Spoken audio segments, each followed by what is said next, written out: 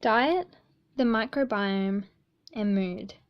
Did you know that depressive disorders are now the leading source of disability globally? It is now more important than ever to develop effective ways to prevent and manage mental health disorders. But can the food we eat affect our mood? Scientists have always thought that our mental health starts and ends in our brains. However, research has shown that this isn't actually the case. Humans aren't simple creatures. We are a complex ecosystem, which means every bit of us is connected to the next, including our brain and our gut. It is now clear that biochemical signaling occurs between the gastrointestinal tract and the nervous system. This simply means that what goes on in our gut has an impact on what goes on in our head. So let's take a closer look at the gut. Our gastrointestinal tract is filled with trillions of living bacteria that each perform a variety of functions. We have both good and bad bacteria.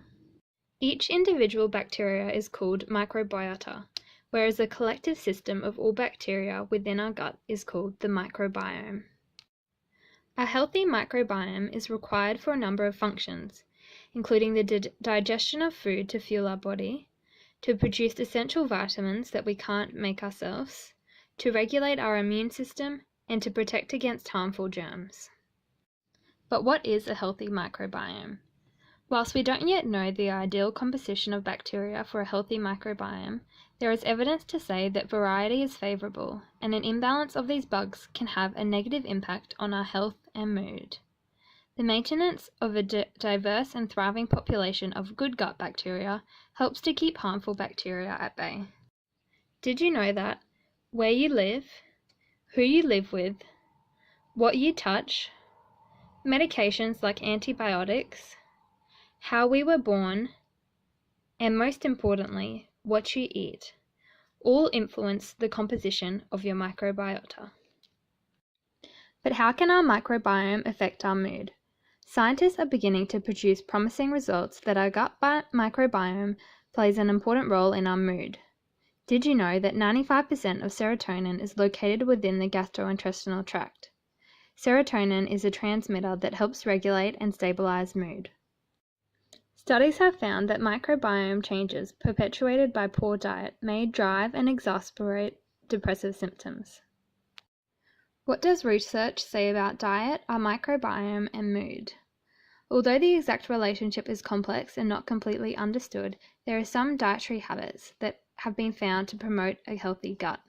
These include consuming a diet high in fiber from whole grains, fruit, vegetables, nuts, legumes, and seeds.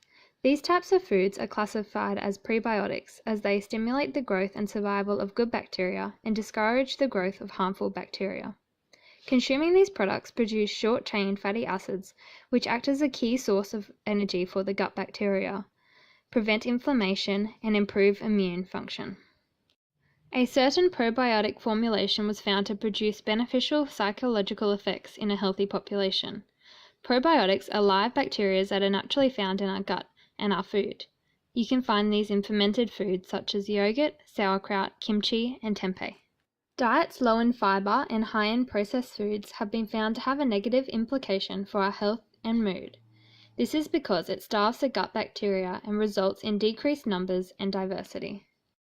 Also, a study showed that there was an increase in the diversity of gut microbial population in response to exercise.